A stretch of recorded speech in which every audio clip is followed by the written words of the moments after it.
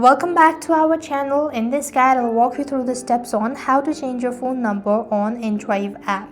To change your phone number in your InDrive app, you want to make sure to watch this video right till the end. Before you start on, make sure that you've completely updated your application, and then you want to go ahead and make sure to open up your InDrive app. After you open it up, this is how the interface will look like. And what you want to do is tap on the three dot or a try bar icon from the top of the page. Then you want to go to settings, and here you have a phone number, right? You want to go ahead and click on phone number. As soon as you do it so, then you want to make sure to go ahead and change your phone number. To do it so, click on the next button and for some sort of verification. And for a verification, you'll be able to see a code which you have to enter in.